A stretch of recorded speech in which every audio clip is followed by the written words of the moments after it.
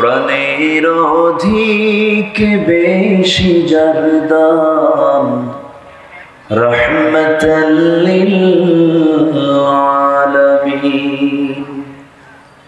প্রাণের অধিক বেশি যার দাম রহমতাল লিল আলামিন।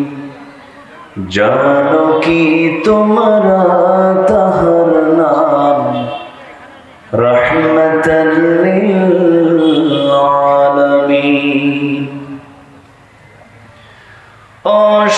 অসহায়ের বুকে যে জন গোপনে করে সওয়ার, দরুদ পড়ে সুবহে ও শাম রহমতাল লিল আলামিন। গরিবের আহার দিতেন নিজে হয়ে রোজাদার, নিয়মর ভালোবাসার খাম রহমতাল লিল আলামিন।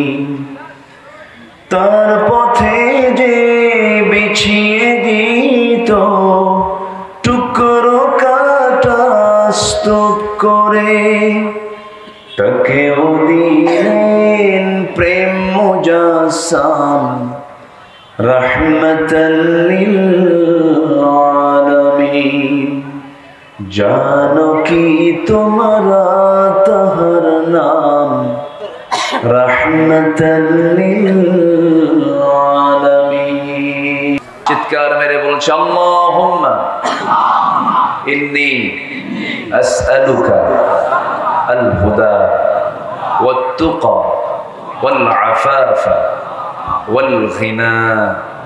সবাই বলি আল্লাহুম্মা আইন্নী আলা যিকরিকা ওয়া শুকরিকা ওয়া হুসনি ইবাদাতিকা। আমরা আল্লাহ তাআলার শুকর আদায় করে নিলাম। সম্মানিত উপস্থিতি, সমাজের ভিতরে একটি গুরুত্বপূর্ণ সমাজ হলো যুব সমাজ। যুব সমাজ যদি জেগে ওঠে একটি জাতির পরিবর্তন হয়ে যায়। হয়নি হয়েছে। সেই যুব সমাজের ডাকে আজকের এই মাহফিল। আমরা প্রথমেই দোয়া করি এই যুব সমাজকে আল্লাহ তাআলা দ্বীনের জন্য কবুল করুন। সকল প্রকার মাদক থেকে আমার দেশের যে সৌন্দর্য, এই সৌন্দর্যের কাছে অনেক দেশ পিছে আছে। যেন নববধূর মতো সাজানো গোছানো, যেখানে যা দরকার সবই আল্লাহ পাক এই ভূখণ্ডে রেখে দিয়েছেন। আছে পাহাড়, আছে নদী, আছে সমতল, আছে সমুদ্র, কি নাই আমার দেশে। সবুজে ভরপুর, মাঠ ভরা ধান, মাঠ ভরা ফসল, এই নিয়ে আমার সবুজ ভূখণ্ড। আপনি এমন সুন্দর, এত সুন্দর সাজানো গোছানো এমন দেশ পৃথিবীতে খুবই বিরল, খুবই কম। কিন্তু স্বাধীনতার আজকে 54 বছর চলছে, কিন্তু এই সুন্দর একটি দেশকে সুন্দর মানুষ দিয়ে আজ পর্যন্ত আমরা গড়তে দেখলাম না। সুন্দর দেশকে গড়ার জন্য কি মানুষ দরকার বলেন তো? সুন্দর মানুষ, চরিত্রবান মানুষ। চরিত্রবান কিছু ব্যক্তির দ্বারা যদি দেশটা পরিচালিত হতো, তাহলে এই দেশ সব দিক থেকে আরো এগিয়ে যেত, অনেক দূর এগিয়ে যেত। কিন্তু দুঃখজনক হলো সত্য, আমরা ইতিপূর্বে যত শাসন দেখেছি, যত সময় আমরা পার করেছি, ফলাফল একটাই, সেটা হলো দেশের সম্পদ দেশে রাখে না, সব পাচার করে নিয়ে চলে যায়। সম্মানিত বন্ধুগণ,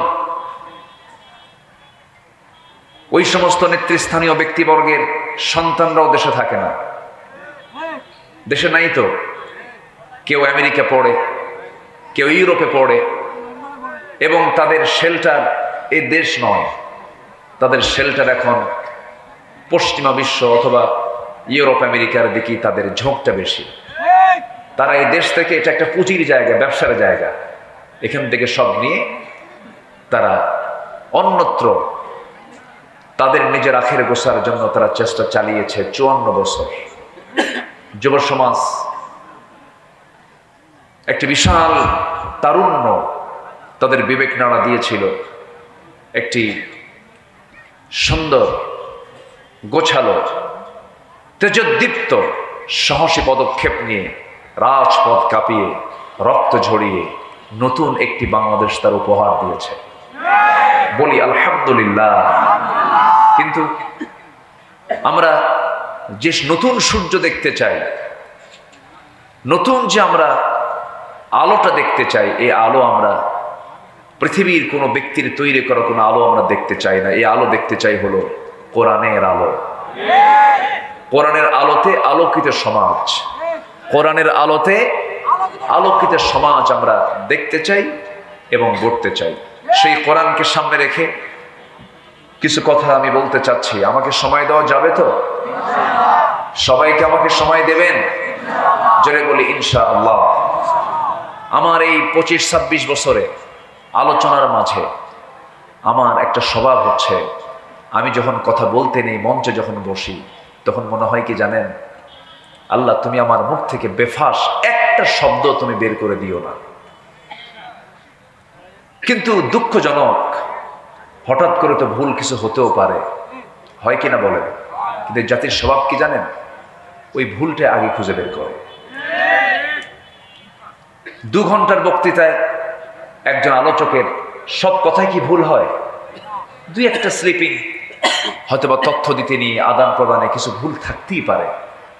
আমি মিডিয়া কর্মী ভাইদের উদ্দেশ্য করে একটু বলতে চাই, তারা করে কি জানেন? এরা সবাই নামা, এরা সবাই ভালো আলহামদুলিল্লাহ। তাদের উদ্দেশ্য হলো যে 2 ঘন্টা বক্তৃতার মধ্যে ভুলটা কোনটা আগে ওটাই ধরে ওটাই ফরওয়ার্ডে নিয়ে আসে। আমি কি ভুল বলতেছি ভাই বলেন তো? ঠিক না, এটা উচিত না। আপনি কি জানেন আল্লাহ সাত্তার, আল্লাহ গোপনকারী। আপনি কারো দোষ ত্রুটিকে আপনি আড়াল করবেন, আল্লাহ তাআলা আপনার দোষ ত্রুটিকে কিয়ামতের দিন আড়াল করবেন।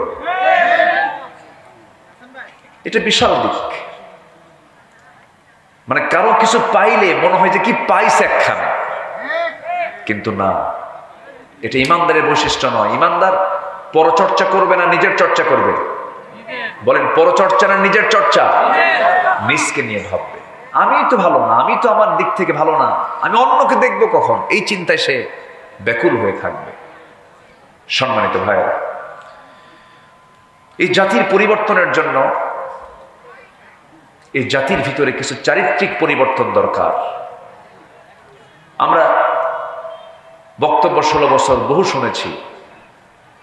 কিছু কিছু বক্তার বক্তব্য শুরু থেকে শেষ পর্যন্ত খালি আগুন ঝরানো বক্তৃতা, বহু আলোচনা শুনেছি আমরা। হাসিনা তো আর নাই, আছে? আছে, দেশে আছে। চিল্লায় কি করবেন আপনি? নাই তো আর। আসুন না আমরা আমাদের চরিত্রকে সুন্দর করার জন্য চারিত্রিক সৌন্দর্যের কি কি দিকগুলো আমাদের ভিতরে থাকা দরকার, কি কি বাদ দেওয়া দরকার, এই বিষয়ে কিছু কথা আমি আজকে শুধু আপনাকে নয় গোটা জাতিকেই শোনানোর ইচ্ছা করেছি। কারণ এক একটা বক্তৃতা গোটা দেশবাসীর কাছেই চলে যায়। তার মাধ্যম এখানে আসে না নাই বলেন তো?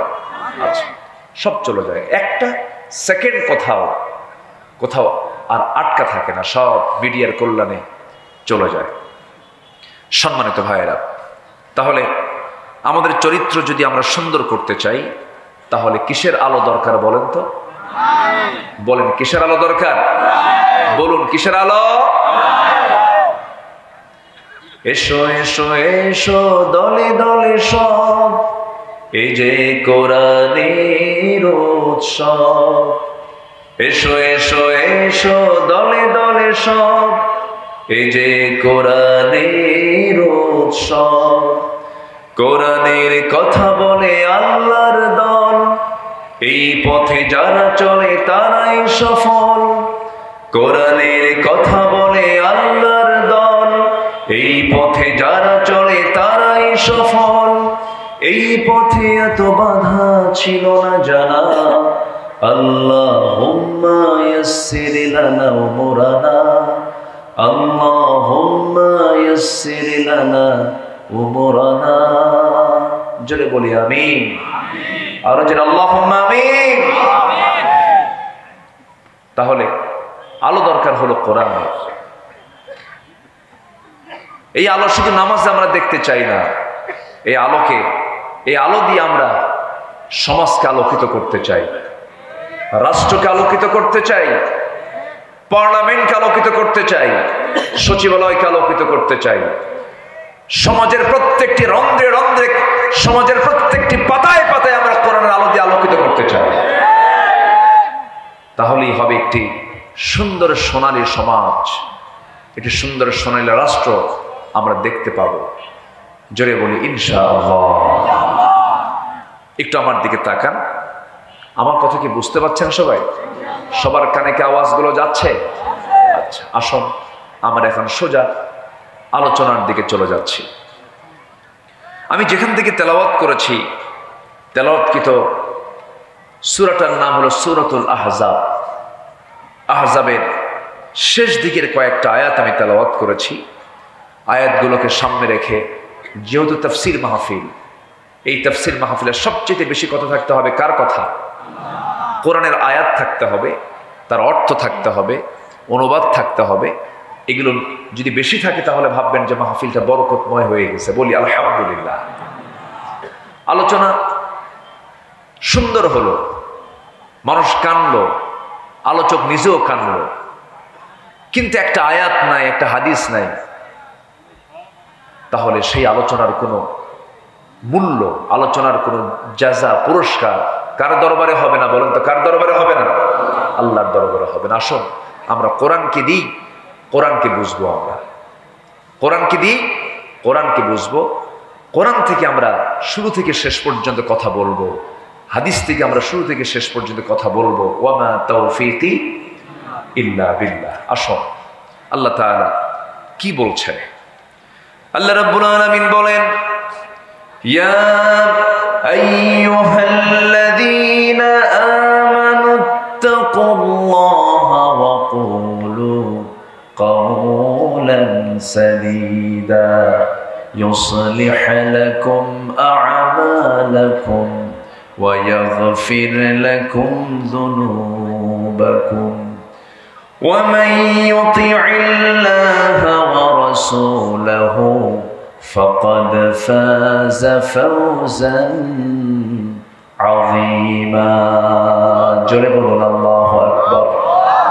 আজকে আমার আলোচনার সাবজেক্ট হলো আল কোরআনের আলোকে মুমিন জীবনের 15টি চারিত্রিক বৈশিষ্ট্য, 15টি চারিত্রিক গুণাবলী। গোটা কোরআনকে একটু খোঁজাখুঁজি করে, গোটা কোরআন থেকে একটু খুঁজে খুঁজে বের করে বিশাল আলোচনা কোরআনের, যার কোনো তলা নাই, তলাহীন একটা সাগর। সেই সাগর থেকে কিছু খণ্ড খণ্ড কিছু অংশগুলো বের করে 15টা গুণ যে বান্দার মধ্যে থেকে যাবে, আশা করা যে আমার আল্লাহর বক্তব্য ওই বান্দার ঠিকানা হয়ে যাবে জান্নাত। জোরে বলি সুবহানাল্লাহ। গুণ ছাড়া কি জান্নাত পাওয়া যাবে ভাই? পাওয়া যাবে না। গুণ অর্জন করতে হবে। ইমানদার নরমাল কোনো বান্দা হবে না, ইমানদাররা হবে হলো স্পেশাল। ইমানদাররা হবে হচ্ছে ব্যক্তিত্ব সম্পন্ন। ইমানদাররা হবে হলো সমাজের মধ্যে অনন্য, সমাজের মধ্যে ভিন্ন একটি রূপ তাদের দেখা যাবে। তাদের কথা, তাদের আচরণ, তাদের নেচার, তাদের স্বভাব, তাদের লেনদেন, তাদের সব কিছু হবে সবার থেকে একরকম না ভিন্ন রকম? ভিন্ন রকম হবে। যেরকম ইমানদাররা বেশি বেশি বিড়ি খাবে নাকি? কিছু কয় না। ইমানদাররা বেশি বেশি মিথ্যা কথা কবে, এটা কি বলেন তো? এটা কি কোনো ভালো আচরণ বলেন তো? ইমানদাররা এগুলো হতে পারে না। ইমানদারদের মধ্যে কি গুণগুলো থাকা দরকার? আমি বিভিন্ন জায়গা থেকে, বিভিন্ন আয়াত থেকে আমি 15টা গুণ কোরআন থেকে বের করে আমি এক জায়গায় করার চেষ্টা করেছি। আমাকে সময় দিচ্ছেন তো নাকি ইনশাআল্লাহ? আসুন আমরা ধীরে ধীরে সেই গুণগুলো খুঁজে খুঁজে বের করি। আল্লাহ রাব্বুল আলামিন সূরাতুল আহজাবের শেষ দিকের ৭০ নম্বর আয়াতে বলছেন, ইয়া আইয়ুহাল্লাযীনা আমানু তাকুল্লাহা ওয়া কুলু কাওলান সাদীদা। এক নম্বর গুণ হলো, একটা একটা করে আজকে 15টা গুণ শেষ করব, সবাই শুনে এখান থেকে বিদায় নেব। মাথায় রাখবেন, এই আলোচনা আমার জীবনের শেষ আলোচনাও হতে পারে, এই শোনা আমার জীবনের শেষ শোনাও হতে পারে। এই 26 বছর মাহফিল ইতিহাসে আমার বহু চোখে দেখেছি মাহফিল শুনতে সে লাশ হয়ে বিদায় নিয়েছে বহু শ্রোতা। মঞ্চে আলোচনা করতে করতে আমার রেজাউল করিম কাউসারি ভাই মঞ্চেই দুনিয়া থেকে বিদায় নিলেন। এই কিম সেফাতুল্লাহ রাহিমাহুল্লাহ দুনিয়া থেকে বিদায় নিলেন। কত অভিনেতা অভিনয় করতে করতে মঞ্চেই দুনিয়া থেকে বিদায় নিল। আমিও বিদায় নিতে পারি, আপনিও বিদায় নিতে পারেন। তবে একটা বিষয় হলো, এমন কোন জায়গায়, বরকতময় জায়গায় আমার বসে থাকাটা শুধু সৌভাগ্য না, মহা সৌভাগ্যের বিষয়। জোরে বলি আলহামদুলিল্লাহ। এই মুহূর্তে আপনারা যেখানে বসে আছেন, এটা হলো এমন একটা জায়গা, আমার আল্লাহ তাআলা এই জায়গাকে স্পেশাল জায়গা হিসেবে আখ্যা দিয়েছেন, জান্নাতের টুকরা। জোরে করেন সুবহানাল্লাহ। বসবেন, কেউ নড়বেন না। একদম আলোচনার সমাপ্তি টেনে আমরা একসাথে এখান থেকে মোনাজাত শেষ করে বিদায় নেব। জোরে বলি ইনশাআল্লাহ। আমাকে যেন বারবার না কথা বলতে হয়, এটা একটা ক্লাস। এই ক্লাসে যিনি না বলে চলে যাবেন, কোরআনের ক্লাস থেকে যিনি না বলে ওঠা বসা করবেন, এটা কি বলেন তো আদব হবে না বেয়াদবি হবে? বেয়াদবি হবে। বসবেন শান্ত মাথায়, আমরা আল্লাহ যা বলাবেন আমরা তাই শুনবো এবং বলবো। জোরে বলি ইনশাআল্লাহ। তাহলে 15টা চারিত্রিক গুণের ভিতরে 1 নম্বর গুণ হলো, আল্লাহ তাআলা ডাক দিচ্ছেন কিন্তু 1 নম্বর গুণ হলো, তোমরা আল্লাহকে ভয় করো এবং সত্য কথা বলো। কাকে ভয় করবো আমরা বলেন তো? জোরে বলেন, কাকে ভয় করবো আমরা? আল্লাহকে। এবং আল্লাহ রাব্বুল আলামিন তার সাথেই বলছেন, ওয়াকুলু কাওলান সাদীদা, সত্য কথা বলো। একটা প্রশ্ন করব আমি, এই জাতি বাংলাদেশের যে মুসলমানগুলো আছে, অন্য ধর্মের লোক আছে প্রায় 20 কোটি মানুষ এই দেশে এখন। এই 20 কোটি মানুষের যদি আমরা জরিপ করে দেখি, আল্লাহ রাব্বুল আলামিন বলছেন সত্যবাদী হও, সত্য কথা বলো, সোজা কথা বলো। বলুন তো, অধিকাংশ সত্যবাদী না মিথ্যাবাদী? বলেন, সত্যবাদী না মিথ্যাবাদী? মিথ্যাবাদী। কোর্টে মামলা হয়, সে মামলার যে রায়গুলো হয়, সে মামলার সাক্ষীগুলো, উকিলরা যে যুক্তি তর্কগুলো দেন, এগুলোর মধ্যে অধিকাংশ সত্য না মিথ্যা? ভালো করে বলবেন, আমি একদম মানে মানে মন খুলে বলবেন। বলেন তো, অধিকাংশ কি এগুলো যে মামলা টামলা যা হয়, এগুলো কি মানে সত্যের উপরে না সাজানো নাটকের উপরে? সাজানো নাটকের। আমরা কিন্তু দেখছি, কিন্তু এগুলো সব কিন্তু আমরা অবজার্ভ করছি। আরেকটা প্রশ্ন আমি করতে চাই, বলুন তো, আমার দেশে সবচাইতে বেশি মিথ্যা কথা বলে কারা? শিক্ষকরা? কারা কারা কারা বলেন? নেতারা। আমি কিন্তু বলি নাই, আপনারা বললেন কিন্তু। দোষ কিন্তু আমার নাই।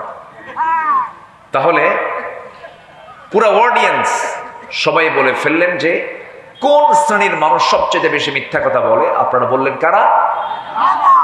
নেতারা। সব নেতা নয়, তবে নেতারা সবচেয়ে বেশি মিথ্যা কথা বলেন। এই কথাটা কিন্তু আপনাদের এই অডিয়েন্স থেকে আমার কানে এসেছে। এর কিছু অবশ্যই বাস্তবতা আছে না নাই বলুন তো? আসতে বলবেন না, আছে না নাই? এই পর্যন্ত যত ওয়াদা, যত সরকার দিয়েছে, কোন ওয়াদা কি তারা রক্ষা করতে পেরেছে? বিগত সময়ে 16 বছর থাকা নব্য ফেরাউন, কি ফেরাউন বলেন? নব্য ফেরাউন, লেডিস ফেরাউন। ফেরাউন তো পুরুষ ছিল, আর আমার দেশে একটা লেডিস আসছিল, খুব অত্যাচার করেছে। আমি তো এমনি এমনি বলছি না, চোখের সামনে আপনার ইতিহাস দেখেছেন, ঘটনা দেখেছেন। বলুন তো আজকের এই মাহফিলটা বাস্তবায়নের জন্য এই মাহফিল কমিটির কোনো ভাই কি থানায় গিয়েছিলেন? কি কোনো সমস্যা হচ্ছে?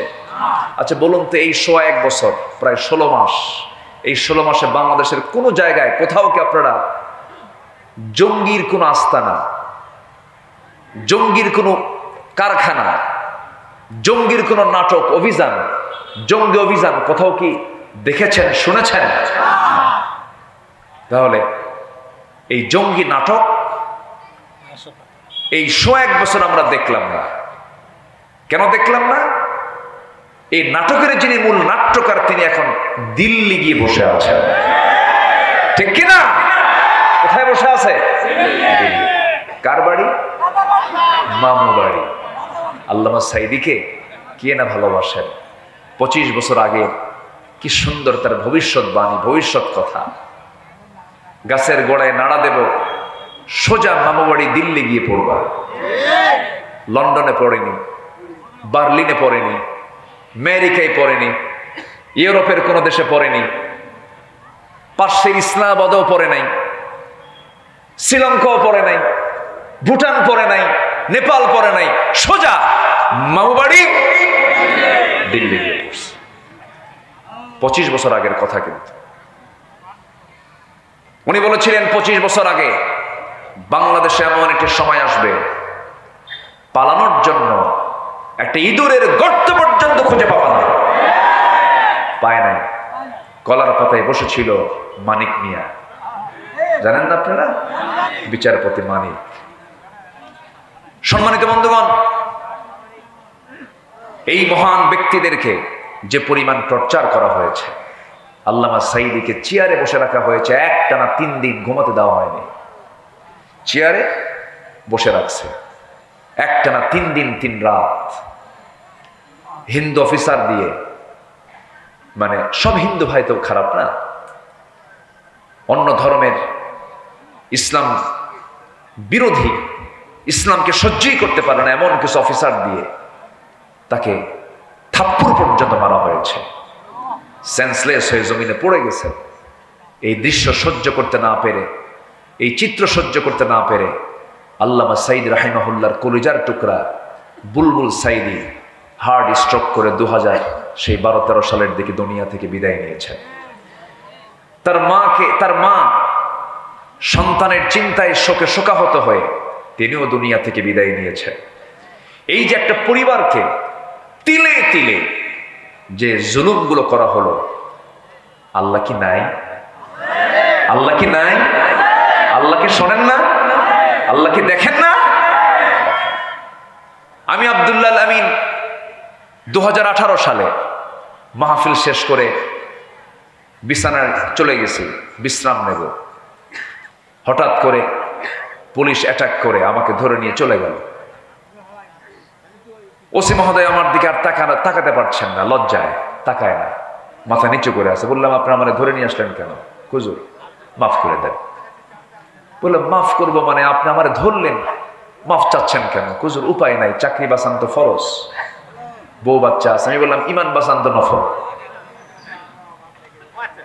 আমারে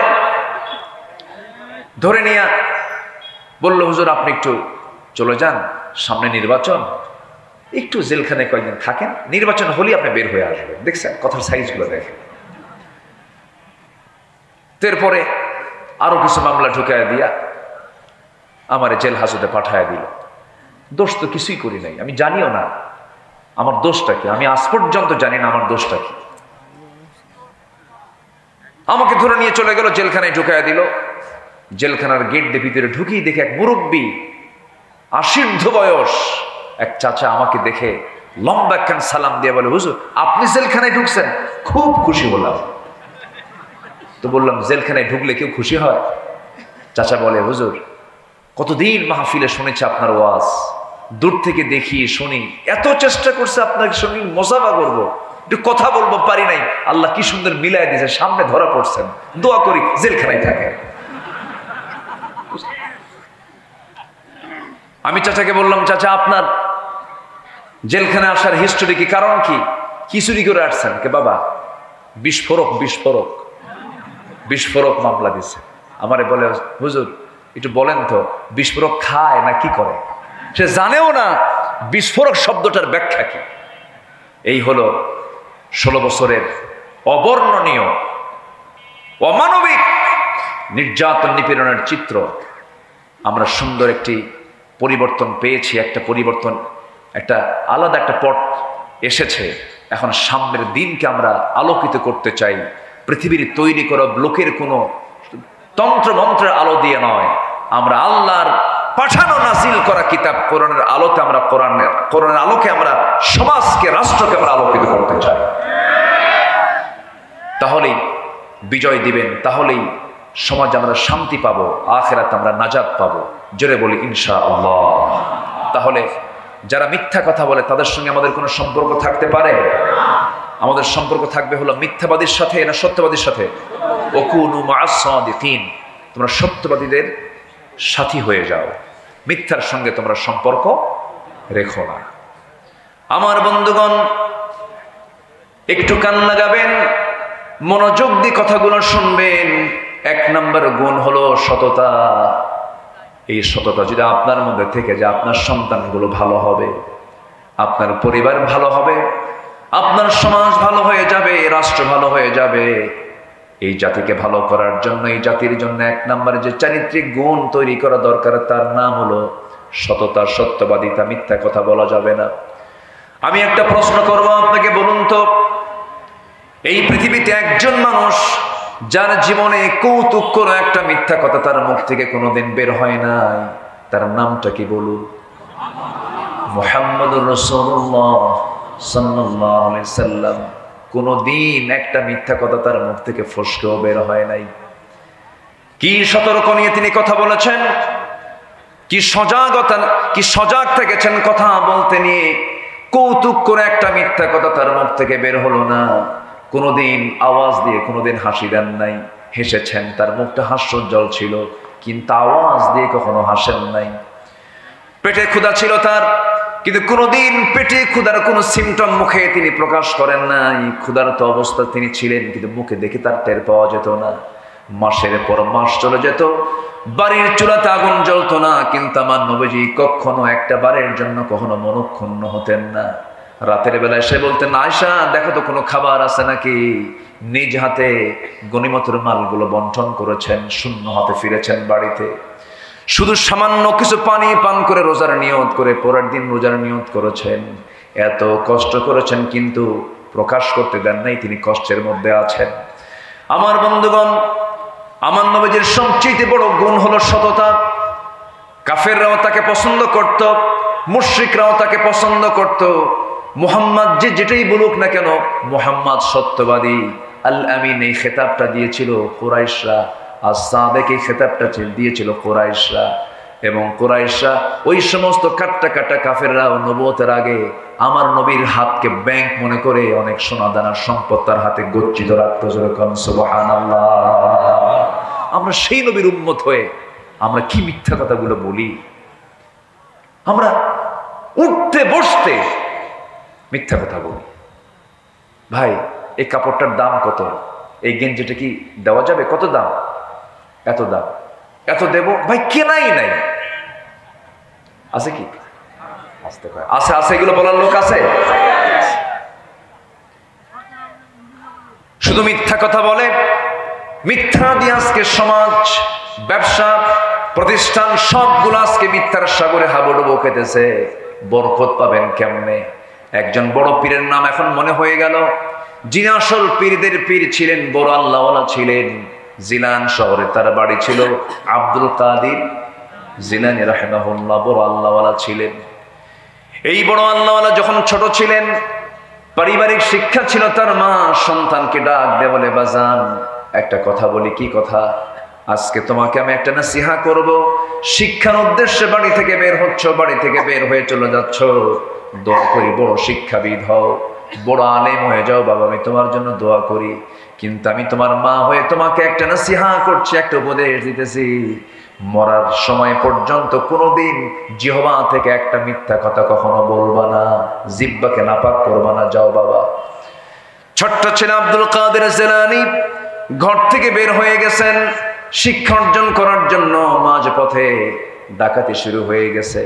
আমার দেশে বুঝি ডাকাতি নাই? আসতে বলবেন আছে না নাই? আছে না নাই? আচ্ছা, ওই যে দুজন ভাই উঠলো, ব্যাপারটা কি? ওই যে দেখেন তো, ধরেন তো, একটু তদন্ত করেন তো।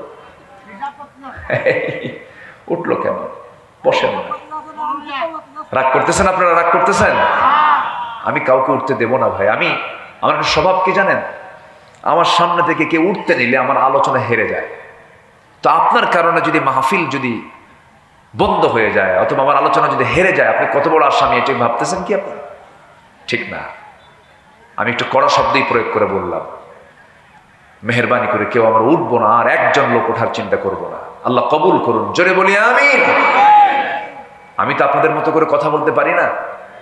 যশোরের ভাষা, খুলনার ভাষা, খুলনা অবশ্য একটু চেঞ্জ, কুষ্টিয়ার ভাষা, চুয়াডাঙ্গা মেহেরপুরের ভাষা হলো ইন্টারন্যাশনাল মানসম্মত, একদম আন্তর্জাতিক মানসম্মত। আপনাদের মতো শুদ্ধ বাংলা ভাষায় কথা বলার মতো কোনো বাপের বেটা পৃথিবীতে দ্বিতীয়টা নাই।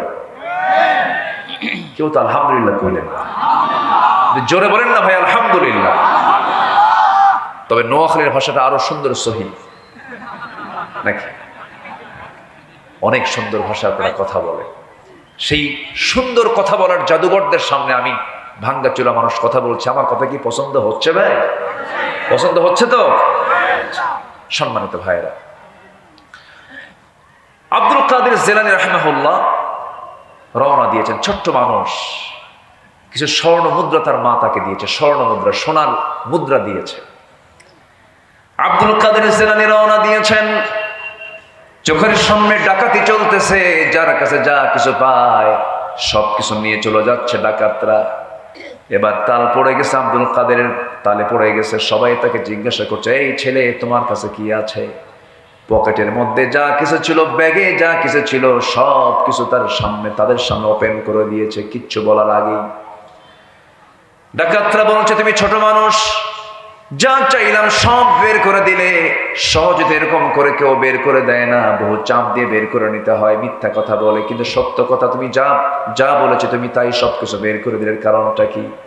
আব্দুল কাদের বলছে, আমার মার নাসিহা হলো মৃত্যুর দিন পর্যন্ত আমার মুখ থেকে যখন যেন একটা মিথ্যা কথাও যেন কখনো না বের হয়।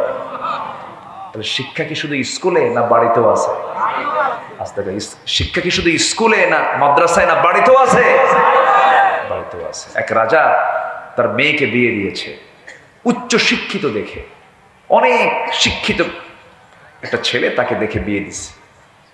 বিয়ে দেওয়ার পর রাজা লক্ষ্য করে দেখে, আমার মেয়েকে, আমার কন্যাকে বিয়ে দিলাম শিক্ষিত লোক দেখে, কিন্তু এত জুতার দিক তাকায় কেন? নতুন জামাই শুধু কিসের দিকে তাকায়? জুতার দিকে নজর। তো তার অ্যাসিস্ট্যান্টকে বললো, দেখো তো ওর গোষ্ঠী একটু উদ্ধার করে দেখো তো, ওর গোষ্ঠী কি? বললো যে, স্যার রাজামশাই, ওর গোষ্ঠী হলো মুচি। আপনি মুচির দোকানের সামনে দিয়ে গেলে মুচি কি আগে আপনার চেহারায় তাকায় না জুতায় তাকায়? কোন দিকে তাকায়?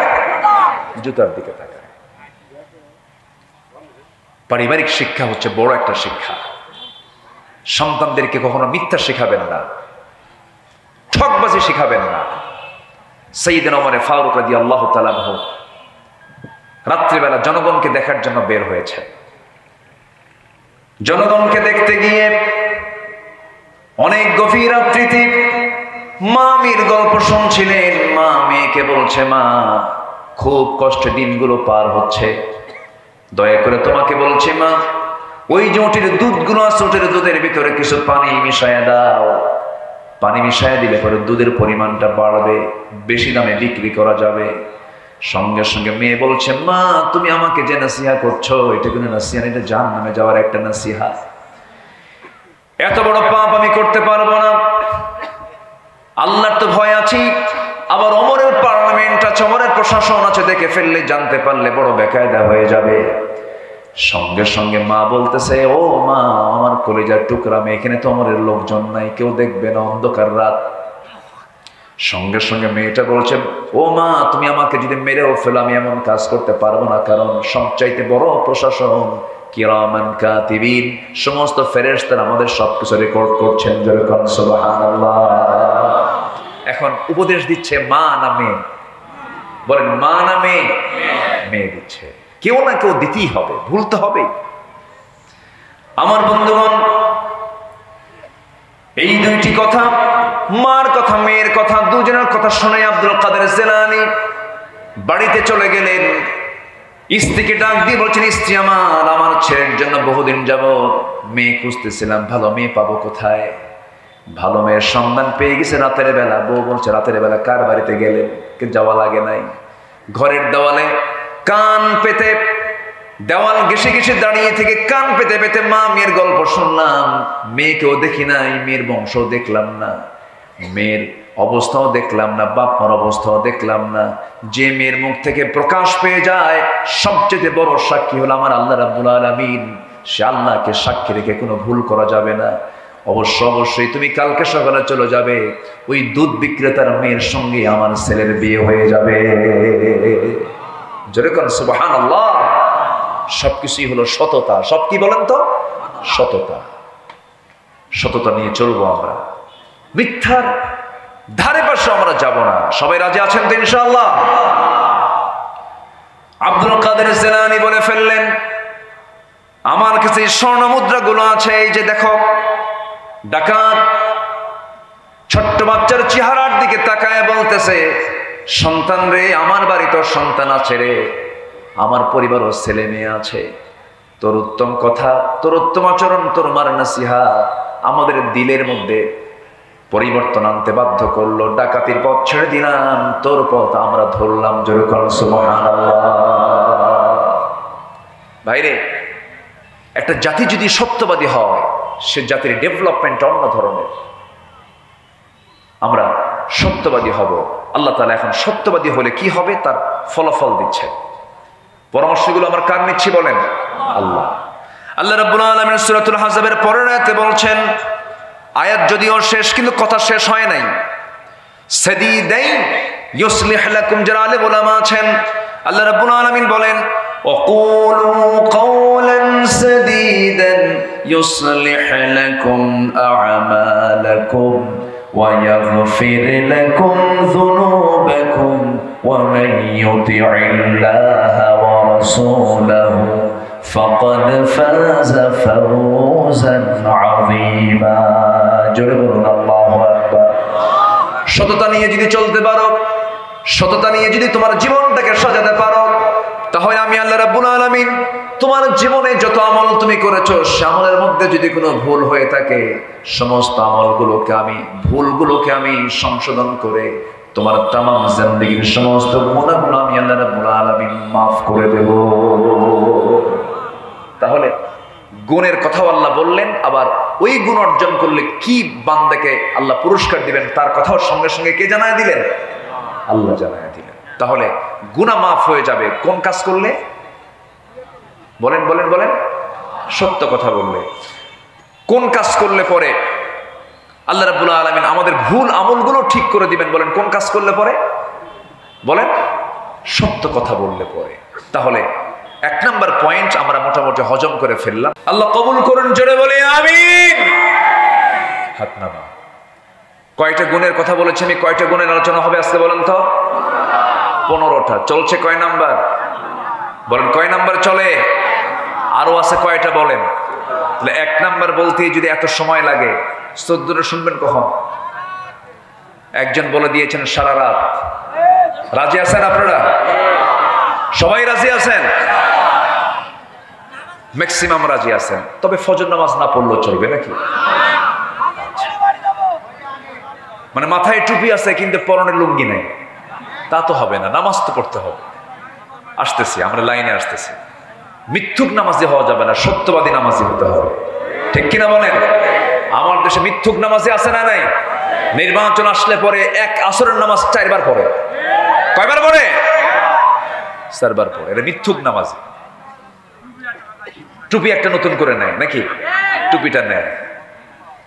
ওগুলো বাদ, ওগুলো মিথ্যুক, ওগুলো প্রতারক, ওগুলো ধান্দাবাজ, সন্ত্রাসী, চাঁদাবাজ। ঠিক কিনা?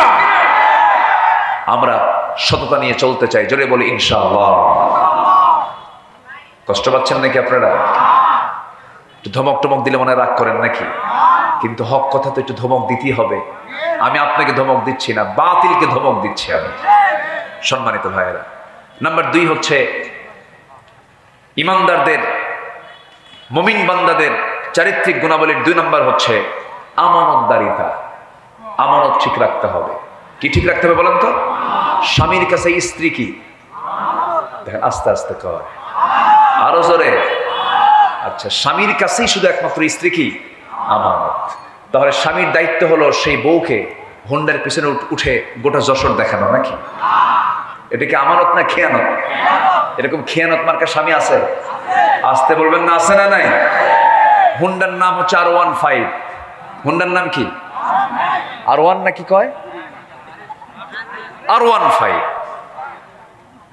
সে হোন্ডার ড্রাইভিং সিট হলো আন্ডারগ্রাউন্ড, একদম নিচতলা, ওরা দেখাই যায় না। আর প্যাসেঞ্জার সিট হলো 3 তলায়, একদম সব দেখা যায়। তো আন্ডারগ্রাউন্ড সিটে স্বামী ড্রাইভিং সিটে বসলো, আর বউকে বলল তুমি 3 তলায় বসো। বোরকা নাই, চুলটা ছেড়ে দেওয়া, ঠোঁটটা আঁকানো, ঠোঁটটা লাল লিপস্টিক দিয়ে আঁকানো, চোখ মুখে আশকারা মাস্কারা, হাই হিল, এগুলো পরে একটি গরম সেন্ট লাগায়া যেন আশপাশ যেন সাইক্লোন হয়ে যায়। হোন্ডায় চড়ালো। হোন্ডার যদি আওয়াজ না হয় তাহলে তো কারো নজর পড়বে না। হোন্ডার পাইপ যেদিক দিয়ে ধোঁয়া বের হয় ওটাকে কি বলে? Silencer pipe. যেটা ওই পাইপটা মেকারকে গিয়ে বললো এটা খুলে দে। খোলার পরে আওয়াজটা কি শুধু আওয়াজ না মহা আওয়াজ? একটা বড় আওয়াজ, বিকট ভটভট একটা আওয়াজ হয়। বউ তুলছে 3 তলায়, ও আছে নিচতলায়। আর সাইলেন্সার পাইপ খুইলা এমন একটা আনমানছে রাজগঞ্জ বাজার থেকে একদম পুলের হাট পর্যন্ত, পুলের হাট থেকে একদম সেই কি বলে বেনাপোল পর্যন্ত, বেনাপোল থেকে আবার টান দিয়ে চলে গেছে একদম সাঁচরার মোড় পর্যন্ত। দেখায় দিল জাতিকে, আমার বউ তোমরা দেখো, এটা আমার শুধু বউ না, জাতীয় সম্পদ। যেরকম নাউজুবিল্লাহ, যেরকম নাউজুবিল্লাহ। এরকম চরিত্রহীন লম্পট স্বামী আছে না নাই? এগুলো বাদ দাও। বউটাকে সুন্দর করে প্যাকেট করো। প্যাকেট মানে আবার মানে এটা যন্ত্রণা না, এটা হচ্ছে বোরখায় রাখো, পর্দায় রাখো। আমাদের শব্দ চয়নে কোথাও যদি কোনো একটু ভুল টুল হয়, দেখেন না যে ক্যামেরা কিরামুন কাতিবিন কেমনে আছে দেখেন না। এখন এই শব্দটা যদি কেটে ফেলে যে প্যাকেট করো, তাহলে তো মনে করেন তো কাম সারা।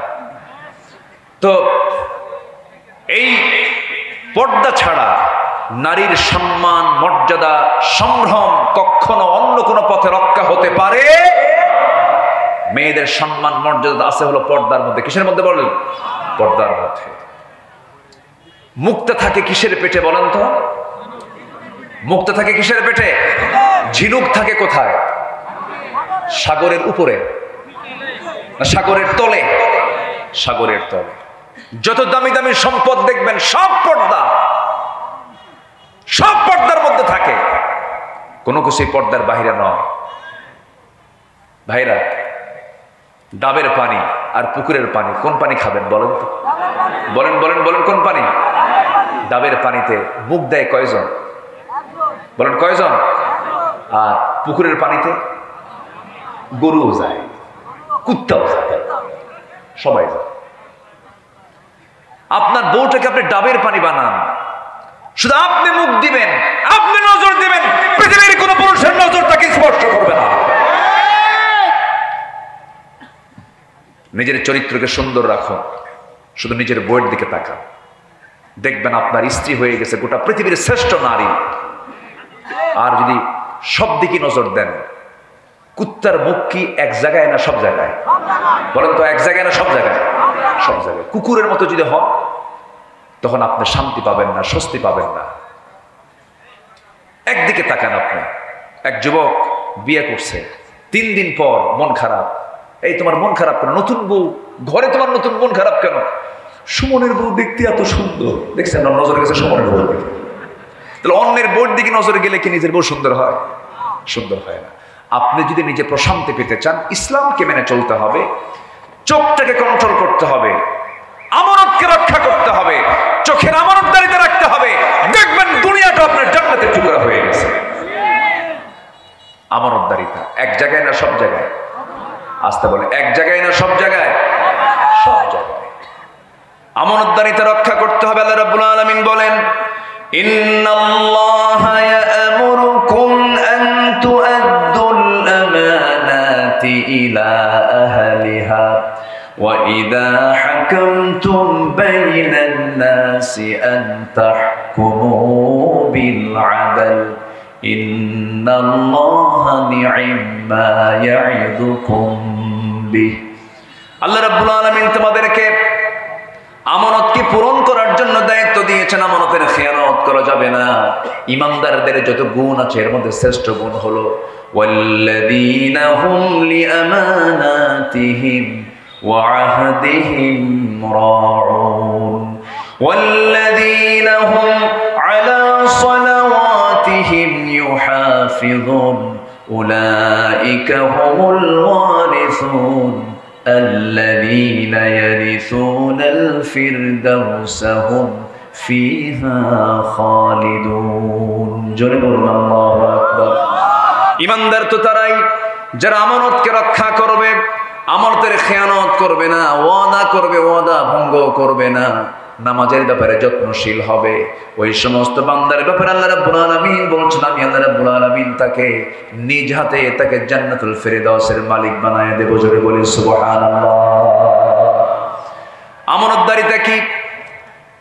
রাষ্ট্র যিনি পরিচালনা করেন, রাষ্ট্র তার কাছে একটা বড় আমানত। যিনি অন্যের জায়গায় চাকরি করেন, ব্যবসা তার কাছে একটা আমানত। মালিকের অধীনে চাকরি করছেন, এটা তার জন্য বড় একটা আমানত। প্রত্যেকটা জায়গায় এমন আমানত রক্ষা করে চলতে হবে। লা ঈমানা লিমান লা আমানাতা লাহ, তার ঈমান নাই যার আমানতদারিতা নাই, যার ওয়াদা ঠিক নাই তার ঈমান নাই, বলেছেন মুহাম্মদ সাল্লাল্লাহু আলাইহি ওয়াসাল্লাম। রাষ্ট্র ক্ষমতা যে লোকের হাতে চলে যাবে তার কাছে বড় একটা আমানত। ওমর ফারুক রাদিয়াল্লাহু তাআলা আনহু যতদিন শাসন করেছেন, তার রাষ্ট্র তিনি পরিচালনা করেছেন। ইতিহাসে পাওয়া যায় যখন তিনি ক্ষমতার মসনদে বসলেন, সেই সময় থেকে শুরু করে নিয়ে মৃত্যুর দিন পর্যন্ত কোন রাত তিনি তার পিঠটাকে বিছানার সঙ্গে আলিঙ্গন করার সুযোগ পান নাই। কোন রাত তার ঘুম হয় নাই। ক্ষমতায় যখন আসেন তখন তিনি সুঠাম দেহের অধিকারী ছিলেন।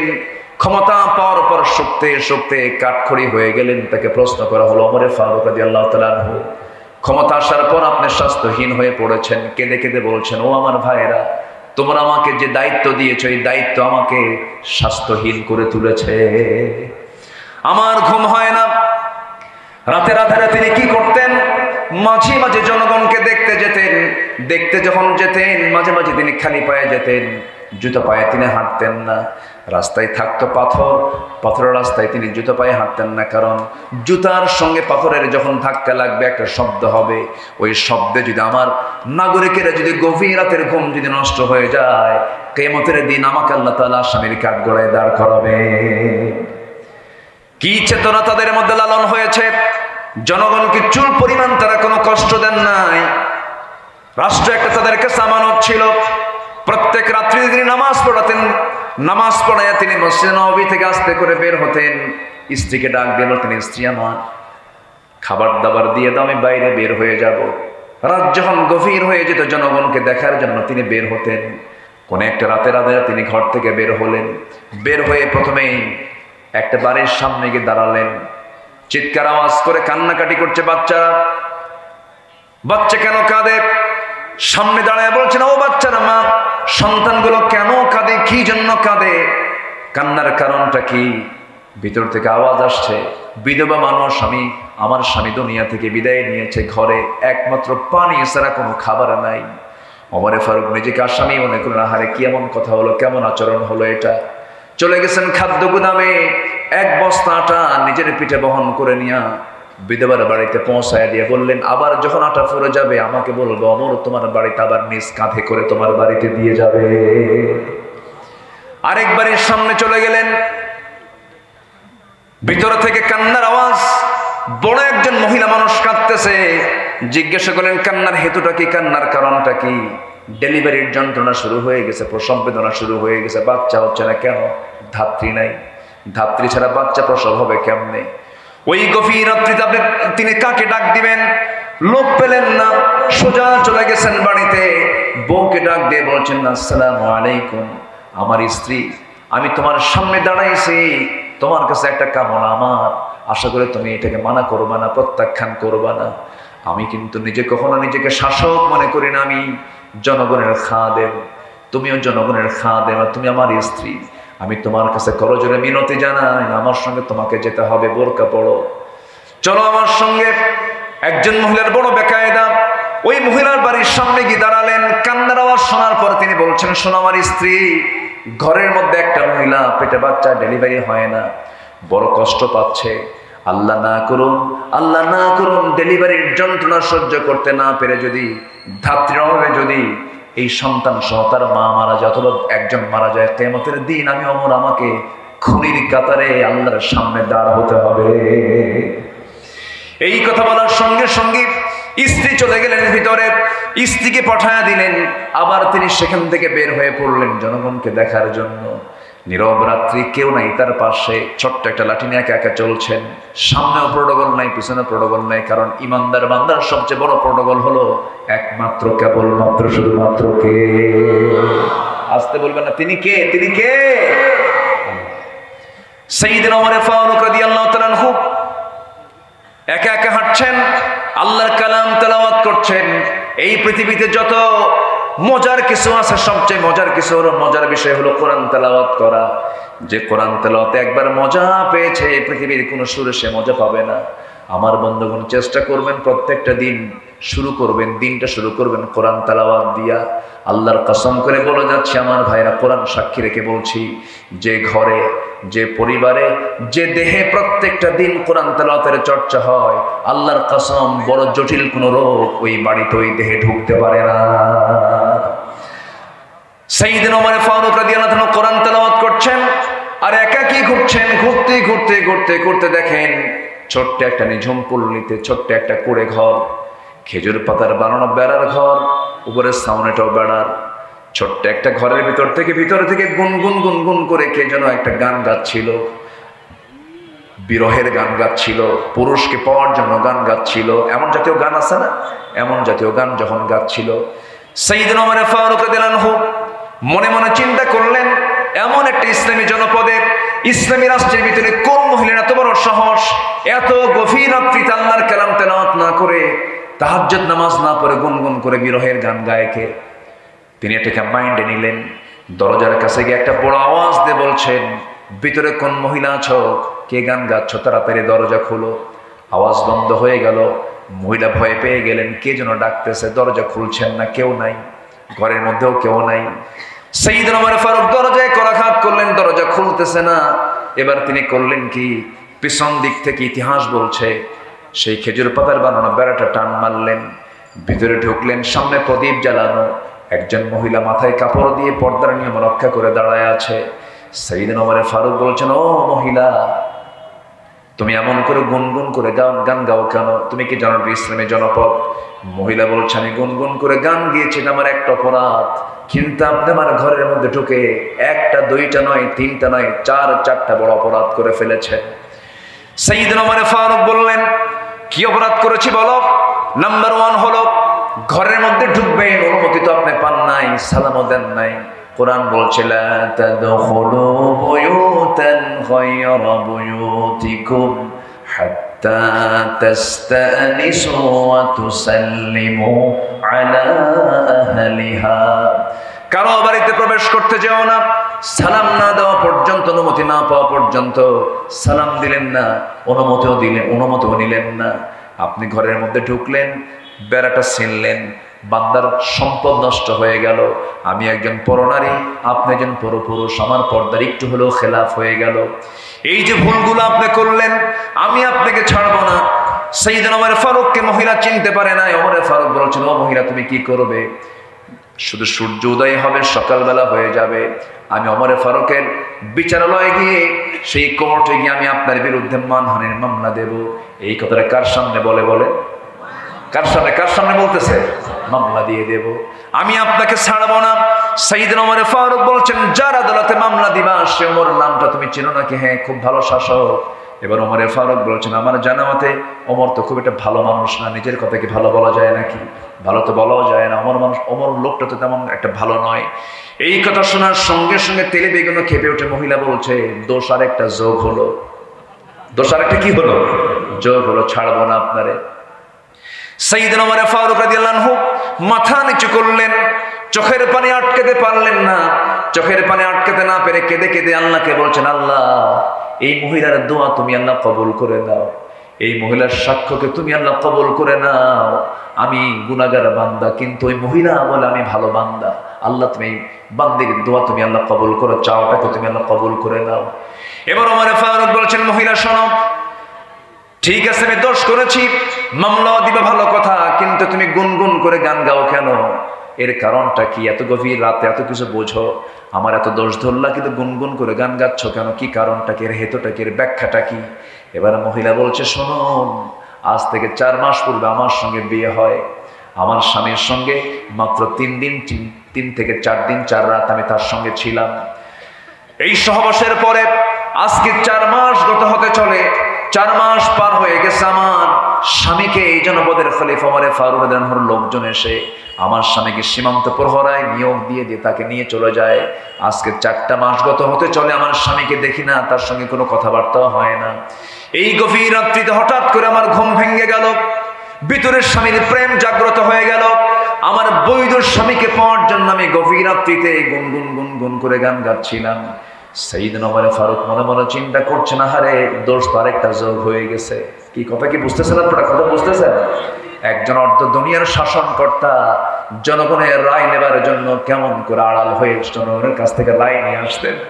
ওমর ফারুক এবার বলছেন, মহিলা শোনো, তুমি কি আমাকে ছাড়বা না? কেন আমি ছাড়বো না? একটা প্রশ্ন করি। কি প্রশ্ন? কিন্তু ওমর ফারুকের কিন্তু কোনো দোষ ছিল না, কারণ তিনি একটা দেশের রাষ্ট্রপ্রধান। তিনি যে কোনো আসামিকে ধরার জন্য ঢুকতে পারেন কিনা বলেন? ঢুকতে পারেন কিনা বলেন? ঢুকতে পারেন। তিনি প্রশাসকদের প্রশাসক। সাইয়েদনা ওমর ফারুক রাদিয়াল্লাহু তাআলা আনহু সঙ্গে সঙ্গে বলছেন, ঠিক আছে, কিন্তু তুমি আমার বিরুদ্ধে যে মামলা দেবে, আমি তার আগে তোমাকে একটা প্রস্তাব করব। সেই প্রস্তাবটা হলো, তোমার যে কাঙ্ক্ষিত স্বামী আজকে 4 মাস যাবত তুমি তাকে দেখতে পাচ্ছ না, সেই স্বামীকে যদি আমি তোমাকে কাল সকালে সূর্য উদয়ের আগে যদি তোমার বাড়িতে যদি পৌঁছা দিতে পারি, তুমি কি আমার বিরুদ্ধে কোনো মামলা দিবা নাকি? মহিলা মুসকে হাসি মেরে বলছে, ও আল্লাহর গোলাম, আমার স্বামীকে যদি কালকের দিনের মধ্যে যদি হাজির করে দিতে পারো, কোনো মামলা দেব না। দেখছেন কোথায় নক করলেন উনি? জোরে বলেন সুবহানাল্লাহ। শাসক কাকে বলে? একদম উনি বুঝলেন যে এই রোগীর রোগ কোথায়, রোগীর রোগটা কোথায়, রোগটা ধরে ফেললেন।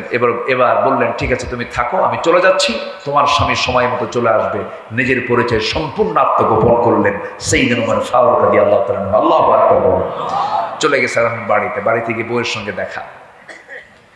বউটাকে ডাক দিয়ে বললেন, আমার স্ত্রী, একজন মহিলা, একজন নারী তার স্বামীকে কতদিন পর্যন্ত না পেলে পরে তার ফিতনায় যাওয়ার সম্ভাবনা আছে, কতদিন পর্যন্ত সে ধৈর্য ধারণ করতে পারে স্বামী ছাড়া?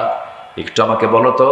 স্ত্রী বলছেন, আমার স্বামী, আপনি কত বড় একজন জ্ঞানী মানুষ, আপনি আমাকে প্রশ্ন করছেন না? তুমি নারী মানুষ, তুমি তো নারী, তুমি বলতে পারবে। এবার তার স্ত্রী বলছেন, একজন স্বামীকে ছাড়া একজন নারী 3টা মাস, বড় জোরে 3টা মাস, 3টা ঋতুস্রাব পর্যন্ত, অল মুতাল্লাকাতু ইয়াতারাব্বাসনা বিআনফুসিহিন্না 3 কুরু, তালাকপ্রাপ্ত নারীর অপেক্ষা করতে হয় কয় মাস? বলেন কয় মাস? 3 মাস কয়েকটা দিন। বিধবা নারীর জন্য আরবাআতু আশহুরিন ওয়া আশরা, 4 মাস 10 দিন অপেক্ষা করতে হয়। তো এই কথা জানার সঙ্গে সঙ্গে 3 মাস পার হয়ে 4 মাস ক্রস হয়ে গেছে।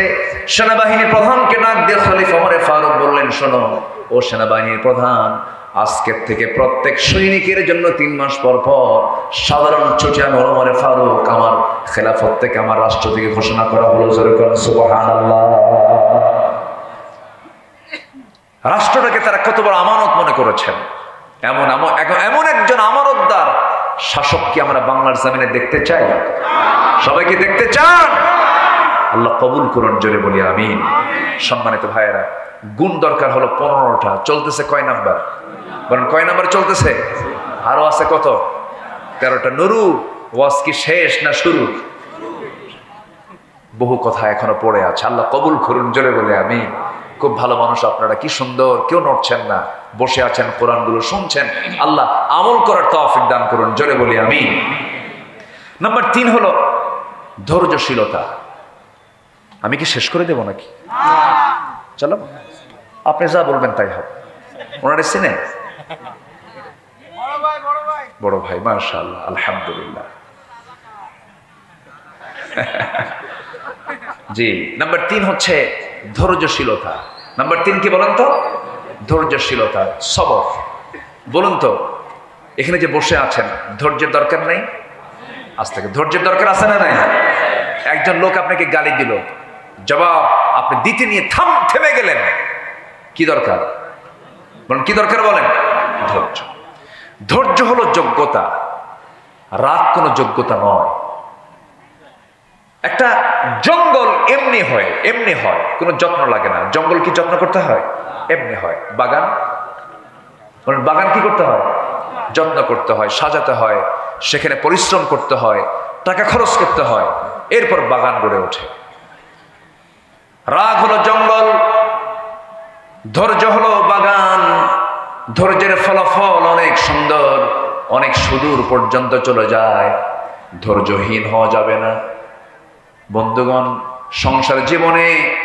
সংসার জীবন গড়তে হলে ধৈর্যটা আগে থাকতে হবে। ধৈর্য ছাড়া সংসারও টিকবে না। কয়েকদিন আগে আমাকে এক মহিলা ফোন দিয়েছে, ফোন দিয়ে বলে, হুজুর আমার স্বামী সকালেও তালাক দেয়, সন্ধ্যাও তালাক দেয়, আমি কি আসি না নাই? কি শুনতেছেন আপনারা? শুনছেন? মানে মহিলা বলতেছে, আমার স্বামী রুটিন ওয়ার্কের মতো সকালেও তালাক দেয়, বিকেলেও তালাক দেয়, আমি কি আসি না নাই? বলে তালাক দিয়া শেষে আবার আমাদের কাছে এসে বলে, হুজুর কাম তো সারছি, 2টা মেয়ে আছে, ভুলটুল হয়ে গেছে, হুজুর রাগের মাথায় তালাক দিছে, হুজুর বউটাকে ফেরত নিয়ে আসা যাবে না? মার্ডার করে কয় ফেরত নিয়ে আসা যাবে না। এরকম বহু স্বামী স্ত্রীর পরিচয় বহন করে তারা সংসার করছে, কিন্তু রীতিমতো জেনা হচ্ছে। এমন সংসার আছে না নাই? প্রত্যেক গ্রামে 2-1টা করে খুঁজে পাবেন, এগুলো আছে। এই আছে না? আসতে বলবেন না, আছে না নাই? সবাই জানে যে তালাক দিছে, এরপরে সংসার করছে, জানে এগুলো সব হচ্ছে রাগের ফলাফল। এত রাগ কেন? মুখে তো তালাক শব্দ আসে কেন? মায়েরা কি মাহফিল আছে নাকি? মায়েরা কি মাহফিল আসছে? বলি আলহামদুলিল্লাহ। জি, তালাক শব্দ পুরুষের মুখে থাকবে কেন? এটা আইনের ভাষা, আপনি কেন মুখ দিয়ে বলবেন? আপনাকে অনেক কাজ আছে, দরবার আছে, সালিশ আছে, বৈঠক আছে, মুরব্বীদের নিয়ে কথাবার্তা আছে, 3 তুহুরে 3 তালাক আছে, তালাকের পদ্ধতি আছে, তালাক নামে একটা সূরা আছে। কিছুই না জেনে না বুঝে নিজের মুখে আইন তৈরি করে আপনি তালাক মেরে দিলেন। এই জাতীয় বদভ্যাস যারা আনবে, এই জাতীয় মানে জুলুম যারা করবে, উচিত হচ্ছে তাদেরকে ওই যে বাঁশ গাছ আছে না, বাঁশের যে ডালগুলো আছে, ওগুলো কি কঞ্চি, বাঁশের যে কঞ্চিগুলো আছে, যে চিকন কঞ্চিগুলো একদম পাকা বাঁশে, ওই কয়েকটা কঞ্চি এক জায়গায় করে পিছন দিকে মারা দরকার। বেকুবগুলো আকাম কুকাম কুইরা পরে কান্দে, পরে আর কোনো থা পায় না। আল্লাহ তাআলা এই ধৈর্যহীনতা থেকে আল্লাহ পাক এই জাতিকে হেফাজত করুন, জোরে বলি আমিন। আরো জোরে আল্লাহুম্মা আমিন। এগুলো করা যাবে না। ধৈর্য আনবেন, সব হবে। দোকানে কাপড় বিক্রি করতে নিছেন, গেঞ্জি বেচবেন, ক্রেতা গেঞ্জি কিনতে আসছে, 1 গেঞ্জি দেখে না 10 গেঞ্জি দেখে? 10টা আগে দেখবে, এরপর গেঞ্জি একটা দেখে সে নেবে অথবা নেবে না। হয়তো 10 গেঞ্জি দেখার পরে পছন্দ 10টার মধ্যে একটা হয় না, চলে যাচ্ছে। আপনি কি করবেন? এই দিকে আয়, এত দেখলি কেন এখানে বলতে পারবেন? ব্যবসা হবে? ব্যবসা হবে না। সব জায়গায় ধৈর্যের দরকার। এই পৃথিবীতে যত পয়গম্বর ছিলেন, সব পয়গম্বররা ছিলেন হলো ধৈর্যের পিরামিড। আদম আলাইহিস সালাতু ওয়াস সালাম থেকে শুরু করে আমার রাসূল পর্যন্ত সমস্ত পয়গম্বররা ছিলেন সবাই ধৈর্যশীল বান্দা। চরম ধৈর্যের পরিচয় তারা দিয়েছেন। আদম আলাইহিস সালাতু ওয়াস সালাম জান্নাত থেকে দুনিয়াতে নেমে ধৈর্যের পরিচয় দিয়ে শত শত বছর চোখের পানি ফেলে ফেলে যে দোয়াটা করেছেন, কান্না করেছেন, যারা পারেন সঙ্গে পড়ুন, রব্বানা যালামনা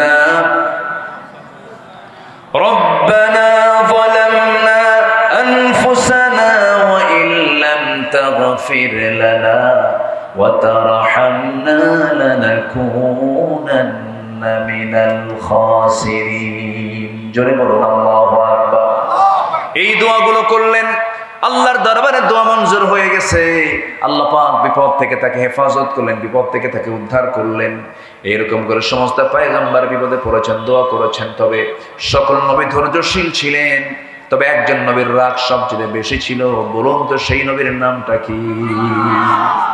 কি সুন্দর, সবার মুখস্থ, আলহামদুলিল্লাহ। খুব রাগী মানুষ ছিলেন তিনি। এত রাগ ছিল, তাফসীরে আসে যে তিনি যখন রেগে যেতেন, ক্ষেপে যেতেন, চুলগুলো খাড়া হয়ে টুপি ভেদ করে বের হয়ে যেত। এত রাগ ছিল তার ভিতরে, প্রচন্ড রাগী লোক ছিলেন। টোকা মারলি বারুদের মতো জ্বলতেন তিনি, এত রাগ ছিল তার ভিতরে। তার সামনে এক বেয়াদবি করছে, বারবার বলার পরও ঠিক হয় না, মারছেন থাপ্পড়। এক থাপ্পড় খায়া শীত হয়ে পড়ছে, মরছে। মরে যাওয়ার সঙ্গে সঙ্গে আল্লাহকে বলে, আল্লাহ মারলাম, ওকে শাসন করার জন্য মরে গেল। মার্ডার কেসের আসামি কিন্তু আমি না, তুমি আল্লাহ নিজে। কি কথা কি বুঝতেছেন? আল্লাহকে ধরে বসলেন। আল্লাহ বলছেন, যা করছো করছো, হয়ে গেছে, এখন তুমি দেশে টিকতে পারবা না। ফেরাউন তোমার বিরুদ্ধে হত্যার হুলিয়া জারি করেছে, দেশ ছাড়ো। দেশ ছাড়লেন, দেশে টিকতেই পারলেন। নবীরা কি দেশে টিকতে পারছেন? নিজের কি নিজের জন্মভূমিতে তারা কি টিকতে পেরেছেন? পারেন নাই। হিজরত করে চলে গেলেন, যেদিকে চোখ গেল সেদিকে চলে গেলেন। কেউ নাই তার পাশে, কেউ চেনেও না তাকে। এমন একটা এলাকায় চলে গেলেন, প্রচন্ড তৃষ্ণা। কূপের ধারে গেলেন, কূপ থেকে পানি তুললেন। কূপ থেকে পানি তুলে তৃষ্ণা নিবারণ করলেন। হঠাৎ করে দেখতে পারলেন দূর থেকে দুজন মহিলা হাতে বালতি করে চলে আসতেছে কূপের ধারের দিকে। সাইয়েদনা মূসা বলছেন, এই মহিলাগুলো কি চায়? সামনে গিয়ে বলছেন, বালতি হাতে কি করবা তোমরা? দাঁড়ায় আসো কেন? কূপ থেকে পানি নেব, নিয়ে যাও। পারবো না কেন? ঢাকনা উপরে আছে, ঢাকনা টান দিতে 7-8 জন পুরুষ মানুষ লাগে, আমরা পারবো না। মূসা আলাইহিস সালাম মনে মনে ভাবলেন, বেচারি মহিলা মানুষ, কষ্ট হয়ে যাবে, সন্ধ্যা অন্ধকার হয়ে যাবে। বালতি হাতের মধ্যে নিয়ে ঢাকনার কাছে গেলেন, কূপের ধারে গেলেন, বাম হাতে ধরলেন, এক হাতে ধরে এমন জোরে ফিকা মারলেন, 14 হাত দূরে গিয়ে ছিটকে পড়লো। মহিলা দুইজন মনে মনে চিন্তা করছে, এটা মানুষ না অন্য কিছু। এত বড় শক্তিশালী যুবক এ তো কোনোদিন দেখি নাই। বালতি ভরে পানি তুলে নিয়ে হাতে দিয়ে বলছেন, তাড়াতাড়ি বাড়িতে চলে যাও, সূর্যাস্তের পরে মেয়েদের বাইরে থাকতে নেই, তাড়াতাড়ি চলে যাও। চলে গেছে বাড়িতে। বৃদ্ধ পিতা এবার সন্তানদেরকে ডাক দিয়ে বলছে, আমার কলেজার টুকরা সন্তান, এত তাড়াতাড়ি কেমন করে আসলে? আগাব্বা কবিয়ুন আজিজ, শক্তিশালী এক যুবকের সন্তান কূপের ধারে পেয়েছে, খুব শক্তি রাখে, একাই সে আমাদেরকে সহযোগিতা করলো। বুড়া বাপ বলতেছে, আমার বড় মেয়ে, তুমি আগামীকালকে যাবে, আমার সালাম জানায়, ওই যুবককে আমার সালাম জানায় বলবে সে যেন আমার বাড়িতে আসে, আমার সঙ্গে যেন সাক্ষাৎ করে, আমি তার সঙ্গে দেখা করতে চাই। পরের দিন চলে আসছেন। এবার বলছে, আবুনা শাইখুন কবীর, আমাদের বাপ বুড়া মানুষ, আব্বা আপনাকে সালাম জানিয়েছেন, আমাদের বাড়িতে আপনার দাওয়াত, আপনি যাবেন নাকি? মূসা আলাইহিস সালাম মনে মনে চিন্তা করলেন, এই জায়গায় কেউ আমাকে চেনে না, আমিও কাউকে চিনি না, আমি একা একা কেমন করে? আমি মূসা, আমি একজন পুরুষ মানুষ, আমি সামনে সামনে চলবো, পিছে পিছে আসবে তুমি। আমি শুধু ভুল করব যখন 2টা শব্দ তোমার মুখে থাকবে, ডানে যদি যাই কিন্তু যেতে হবে বামে, তখন বলবা বাম আর ডান, বাম আর ডান, এর বাইরে একটা শব্দ তোর শোনা আমার জায়েজ নাই, খেয়াল রাখবি। আল্লাহু আকবার বলেন। মহিলা মনে মনে কয়, গতকালকে দেখলাম শক্তিশালী, আজকে দেখি চরিত্র ভালো, ছায়া থাকে না, এবং খুব পর্দার ব্যাপারে খুব কঠোর। মনে মনে পছন্দ, মনে মনে কি এটা পছন্দ হয়ে গেছে। যারা চরিত্রবতী নারী তাদের জন্য 2টা গুণ সম্পন্ন পুরুষকে তাদের পছন্দ। কটা গুণ সম্পন্ন? একটা হলো চরিত্রবান, একটা কি বলেন তো? চরিত্রবান, আরেকটা হচ্ছে শক্তিশালী, আরেকটা কি বলেন? দৈহিক শক্তিশালী। সংসার করতে হলে শক্তির প্রয়োজন। এই 2টা গুণ থাকবে যার, একটা নারী তাকে পছন্দ করে। আর এখনকার মেয়েরা কি এগুলো পছন্দ করে? চরিত্র আগে দেখে। জানো, এত সুন্দর স্মার্ট ছেলে, 2 হাঁটুর তলা না ফাটা, 2 হাঁটু কি ফাটা, আর মাথার চুলগুলো ভাল্লুকের মতো, খুব ওভার স্মার্ট। মুখে দাড়ি পছন্দ না, এরকম মহিলা মনে হয় নাই? আসতে বলবেন না, আছে না নাই? মুখে দাড়িওয়ালা ছেলে বাপ নিয়ে আসছে, মেয়েকে আব্বা তোমার রুচি তো নাই, ও তো চাচা। ও কি দাড়ি রাখলে চাচা হয়ে যায়? মহিলা সামনে সামনে গেলেন, আল্লাহর পয়গম্বর তার পিছে পিছে যাচ্ছেন, কিন্তু নজর পিছে পিছে না গিয়ে তিনি মহিলার সামনে চলে গেলেন, আর পিছে পিছে মহিলা যাচ্ছে। বাস পৌঁছে গেলেন বাড়িতে। বাড়িতে পৌঁছার সঙ্গে সঙ্গেই সালাম দিয়ে ফেলেছেন। মুসা আলাইহিস সালাতু ওয়াস সালাম বৃদ্ধ লোকটাকে লক্ষ্য করে সালাম দিলেন। সালাম জবাব শেষ হওয়া মাত্রই বৃদ্ধ লোকটার মুখ থেকে বের হলো, হে যুবক, তোমার নাম তো মুসা। এবার মুসা সাহেব মনে মনে ভাবতেছেন, এত দূর চলে আসলাম, এই লোকটা আমার চিনল কেমনে? কোনোদিন তো দেখা হয় না। এই লোকটাকে ফেরাউনের লোক নাকি? বড় টেনশনে পড়ে গেলেন। এবার ওই বৃদ্ধ লোকটা বলছে, ও মুসা, তুমি কি চিন্তা করো? এবার বলছেন, আপনি আমাকে চিনলেন কেমনে? এবার তিনি বলছেন, শোনো মুসা, শুধু তোমার নাম জানি না, তোমার কামটাও জানি। কি থাপ্পুর মারছো, মরে গেছে, মার্ডার হয়ে গেছে, এরপরে তুমি দেশ ছাড়ছো। বলেন তো এটা কি বিপদ না মহা বিপদ? বিশাল টেনশনে পড়ে গেছেন মুসা আলাইহিস সালাতু ওয়াস সালাম। এবার জড়সড় হয়ে গেছেন। বৃদ্ধ লোকটা বলছে, হে মুসা, তুমি অজায়গায় আসো নাই, অপাত্রে আসো নাই, খারাপ কোনো জায়গায় আসো নাই। তুমি আমার সঙ্গে যে দাঁড়িয়ে কথা বলছো, আমাকে দেখে বুড়া মনে হলেও আমি সাধারণ বুড়োদের কাতারের বুড়ো নই। আমার পরিচয় হলো ইলা মাদিয়ানা আখাহুম শুআইবা। মাদিয়ানবাসীর জন্য আল্লাহ রাব্বুল আলামিন যাকে আল্লাহর পয়গম্বর করে পাঠিয়েছেন, সেই হলাম আমি আল্লাহর পয়গম্বর শুআইব আলাইহিস সালাতু ওয়াস সালাম। খুব খুশি হয়ে, আহারে আমার কিসমতটা কত ভালো, নবীর সামনে আমি দাঁড়ায় দাঁড়ায় কথা বলি। তখন মুসা কিন্তু নবী হন নাই, মুসা কিন্তু নবী হন নাই। নবীকে পেয়ে তিনি খুব খুশি হয়ে গেলেন। খুশি হয়ে সামনে দাঁড়ায় আছেন। আল্লাহর পয়গম্বর শুআইব বলছেন, গতকালকে আমার মেয়ে দেখেছো, আজকেও মেয়ে দেখেছো, দুইটা মেয়ের যে কোনো একটা মেয়েকে আমি তোমার সঙ্গে বিয়ে দিতে চাই, তুমি কি বিয়ে করবা নাকি? এত বড় একটা অফার কেমন করে প্রত্যাখ্যান করবেন? তিনি সঙ্গে সঙ্গে রাজি হয়ে গেছেন, হ্যাঁ আমি এখনই বিয়ে করতে রাজি আছি। এবার আল্লাহর পয়গম্বর বলছেন, আমার মেয়েকে যে বিয়ে দেব, তোমার রেকর্ড তো ভালো না কেন? থাপ্পড় মারলে মানুষ মরে। থাপ্পড় মারলে কি মরে? মানুষ মরে। আমি আমার কলিজার টুকরা মেয়েকে বিয়ে দেব, সন্তানগুলো যদি হারিয়ে ফেলি তাহলে কেমন হয়? বিয়ে দেব, তবে এখন বিয়ে দেব না কেন? তোমার কিছু কাজ আছে। কি কাজ? আমার কাছে যখন তুমি এসেছো বিশ্বাস করে, আমার কিছু কাজ তোমার করতে হবে। কি কাজ? সেই কাজটা হলো, আমার বাড়ির যে ছাগলগুলো আছে, এই ছাগলগুলো তোমাকে 8 বছর চড়াতে হবে, চষাতে হবে। 10 বছর হলে পরে মাস্টার্স কোর্স হয়ে যাবে, 8 বছর অনার্স কোর্স হয়ে যাবে। সঙ্গে সঙ্গে মুসা সাল্লাম বলেন, ঠিক আছে, আপনি যেহেতু আল্লাহর পয়গম্বর আমাকে অর্ডার দিয়েছেন, 10টা বছরে আমি আপনার বাড়ির ছাগল চড়াবো। এই পৃথিবীতে যত প্রাণী আছে, সকল প্রাণীর মধ্যে সবচেয়ে শান্ত ভদ্র একটা প্রাণীর নাম হলো ছাগল। নাকি সবচেয়ে শান্ত না? পাগলে কিনা বলে, ছাগলে কিনা খায়। এই ছাগল পালার দায়িত্ব পেয়ে গেছেন মুসা আলাইহিস সালাতু ওয়াস সালাম, যিনি অত্যন্ত মেজাজি মানুষ ছিলেন, রাগী মানুষ ছিলেন। 10 বছর ছাগল পাললেন তিনি। সর্বশেষ দিন ছাগলগুলো নিয়ে যখন তিনি বাড়ির দিকে রওনা করলেন, হঠাৎ করে ছাগল পাল থেকে একটা ছাগল একাকী একদিকে দৌড় মেরেছে বিচ্ছিন্ন হয়ে। এই ছাগল পাল রেখে মুসা আলাইহিস সালাম ওই ছাগলটার পেছনে দৌড় মারলেন। ইবনে কাসির এসেছে, তাফসীর ইবনে কাসির আসছে, তিনি দৌড় মারছেন। ছাগল দৌড়ায়, নবু দৌড়ান। ছাগল যতই দৌড়ায়, বলেন তো, যে ধরতে যায় তার রাগ কমে না বাড়ে? রাগ বাড়তে বাড়তে 100 ডিগ্রি হয়ে গেছে। ছাগলটা থেমে গেছে। 2 পা 2 হাতের মধ্যে ধরেছেন। 2 পা 2 হাতের মধ্যে ধরে শূন্যের উপরে খাড়া করেছেন।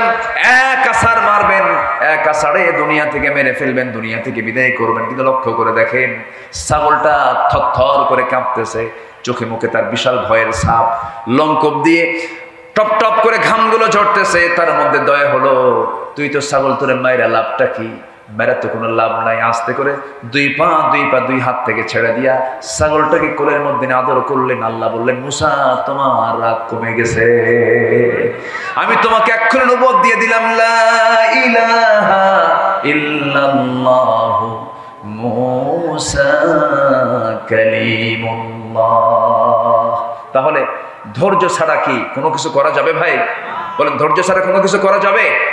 15টা চারিত্রিক গুণ আল কোরআনের 15টি চারিত্রিক গুণের 1 নম্বর বললাম হলো সত্যবাদিতা, নম্বর 2 হলো আমানতদারিতা, নম্বর 3 হলো সাবর ধৈর্যশীলতা, নম্বর 4 হলো জীবনের সকল জায়গায় আমরা ধৈর্য ধরবো কার উপরে? আসতে বলবেন না, কার উপরে? আল্লাহ রাব্বুল আলামিন বলছেন ফাইদা আযামতা ফাতাওয়াক্কাল আলাল্লাহ ইন্নাল্লাহা ইউহিব্বুল মুতাওয়াক্কিলিন। আরেক জায়গায় বলছেন ওয়া মান ইয়াতাওয়াক্কাল আলাল্লাহ ফাহুয়া হাসবুহ, যে ব্যক্তি আল্লাহর প্রতি ভরসা করবে আল্লাহ তার জন্য যথেষ্ট হয়ে যাবেন। সন্তান হয় না, চাইবো কার কাছে? আসতে বলেন, চাইবো কার কাছে? ছেলে দেন কে? মেয়ে দেন কে? দেন না কে? ফয়সালা কার? আল্লাহ পাকের ফয়সালা। কখনোই আল্লাহ ছাড়া কারো প্রতি ভরসা করা যাবে না। আল্লাহ যা দেবেন আল্লাহ দিবেন, দিবেন না আল্লাহ দিবেন আল্লাহ। সব ক্ষমতা একমাত্র কার? বলেন, জোরে বলেন, কার? আল্লাহ। কোন ব্যক্তি আপনাকে কোনো কিছু দিতে পারবে না, আমাকে দিবেন কে? আল্লাহ তাআলা। নাম্বার 5 হলো ইখলাস থাকতে হবে।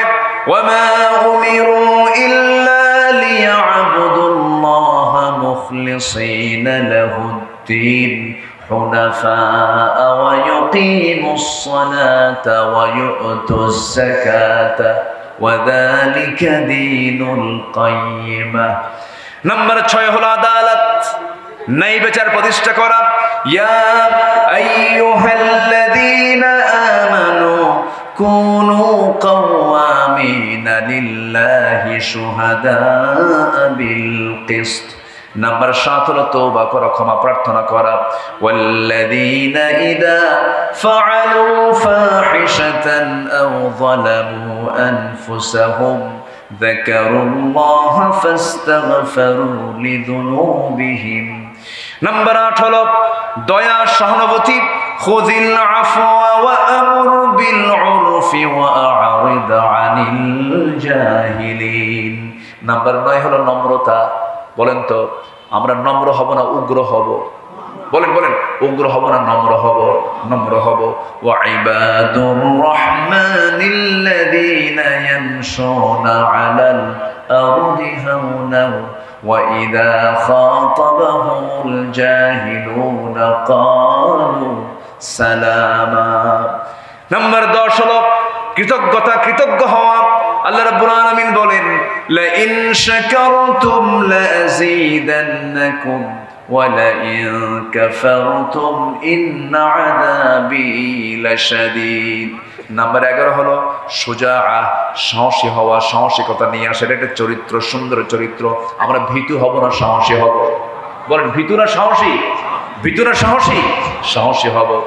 ইয়া আইয়ুহাল্লাযীনা আমানু ইসবিরু ওয়া সাবিরু ওয়া রাবিতু ওয়াত্তাকুল্লাহা লাআল্লাকুম তুফলিহুন। জোরে বলুন আল্লাহু আকবার। নাম্বার 12 হলো সৎ কাজের আদেশ দেবে, অসৎ কাজের বাধা দেবে। কুনতুম খায়রা উম্মাতিন উখরিজাত লিন-নাসি তা'মুরুনা বিল মা'রুফি ওয়া তানহাউনা 'আনিল মুনকার। নাম্বার 13 হলো বিশ্বাসযোগ্য হতে হবে, সিকা আনতে হবে। ওয়াল্লাযীনা হুম লিআমানাতিহিম ওয়া আহদিহিম রাউন। নাম্বার 14 হলো ইখলাস ফিল আমাল, কাজের ক্ষেত্রে নিষ্ঠা থাকতে হবে, কাজের ক্ষেত্রে নিষ্ঠাবান হতে হবে। নাম্বার সর্বশেষ হলো 15 নম্বর হলো সহনশীল হতে হবে। আল্লাহ তাআলা হালিম, আল্লাহ নিজেও সহনশীল, আমরা সহনশীল হব। আল্লাহ রাব্বুল আলামিন বলেন ক্রোধকে যারা সংবরণ করবে, ওয়াল কাযিমিনাল গায়যা ওয়াল আফিনা আনিন নাস ওয়াল্লাহু ইউহিব্বুল মুহসিনিন। জোরে বলুন আল্লাহু আকবার।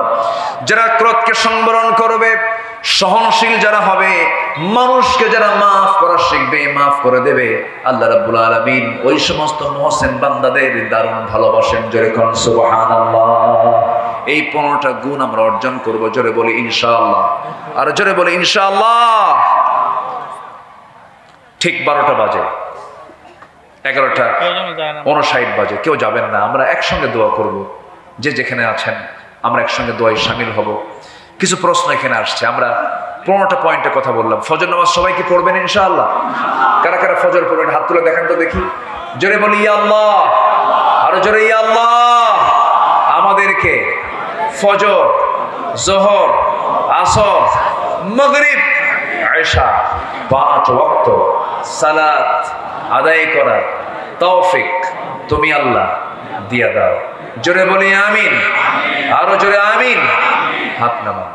বাড়িতে রাখবেন 3টা জিনিস। একটা হলো আল্লাহর কালামের তেলাওয়াত। বলুন তো কি, বলুন তো কি? তেলাওয়াত। নাম্বার 2 হচ্ছে বাড়িতে রাখবেন নামাজ। বাড়িতে রাখবেন কি বলেন? নামাজ। আরেকটা রাখবেন বাড়িতে হলো পর্দা। কি রাখবেন বলেন তো? পর্দা। তাহলে কোরআন তেলাওয়াত, তেলাওয়াত, নামাজ আর কি? পর্দা। পর্দা 16 আনা থাকতে হবে। খালাতো ভাই, মামাতো ভাই, চাচাতো ভাই, দুলা ভাই, এই সমস্ত ভাইদের সাথে কোনো বোন দেখা করতে পারবে না। দেবর, ভাসুর, দুলা ভাই দেখা করা জায়েজ নাই। এই সমস্ত কঠোর, এই সমস্ত মূল পর্দাগুলো আল্লাহ তাআলা এই এলাকার প্রত্যেকটা ঘরে ঘরে আল্লাহ পাক পয়দা করে দিন। জোরে বলি আল্লাহুম্মা আমিন। এই আশীর্বাদ কামনা করছি। আমি আর কথা না বাড়িয়ে দোয়ার দিকে আমরা চলে যাব ইনশাআল্লাহ। এখানে নোয়াখালীতে মসজিদে ইসলাম প্রিয় ভাইদের উপরে যে হামলা হয়েছে, নিরহ ভাইদের হামলা নিয়ে আমরা মূল্যবান মতামত। এর তো মারাত্মক অপরাধ। আপনি শুধুমাত্র একজন মসজিদে কেন, মাদ্রাসায় কেন, বাইরেও যদি কেউ হামলা চালায়, এটা কি ইসলাম এলাও করে? বলেন তো, এলাও করে না। কোরআন তেলাওয়াতের আসরে, কোরআনের দর্সের আসরে যারা হামলা চালায়, রক্তাক্ত করে, তাদের রক্তের মধ্যে ফিরআউনের রক্ত লুকানো আছে। আমরা মাহফিলের এই প্ল্যাটফর্ম থেকে নোয়াখালীর এই অপ্রীতিকর ঘটনার সঙ্গে যারা জড়িত, অবশ্যই তাদের দৃষ্টান্তমূলক শাস্তি আমরা দাবি করছি প্রশাসনের কাছে। সম্মানিত ভাইয়েরা, এইভাবে বিভিন্ন জায়গায় কিছু বিচ্ছিন্ন ঘটনা আমরা শুনতে পাচ্ছি। সম্প্রতি কোন এক মাহফিলে সরাসরি হামলা করা হয়েছে। আমার এক স্নেহধন্য, আমার অনুজ সাদিক আজহারির সেই প্রোগ্রামে কোন এক দলের লোকেরা নগ্ন হামলা চালিয়েছে। এই সমস্ত হামলার আমরা তীব্র নিন্দা জানাচ্ছি, এবং তীব্র নিন্দা শুধু নয়, এটার জন্য তদন্ত কমিটি করে চূড়ান্ত শাস্তি আমরা নিশ্চিত চাই। আমরা এমন অনাকাঙ্ক্ষিত ঘটনার আর পুনরাবৃত্তি যেন না হয়, এই দিকে আমরা সজাগ দৃষ্টি রাখি, আমরা নিজেরা সতর্ক থাকার চেষ্টা করি। আল্লাহ রাব্বুল আলামিন আমাদের সবাইকে দ্বীন প্রতিষ্ঠার কাজে নিজেকে প্রস্তুত রাখার তৌফিক সবাইকে দান করুন।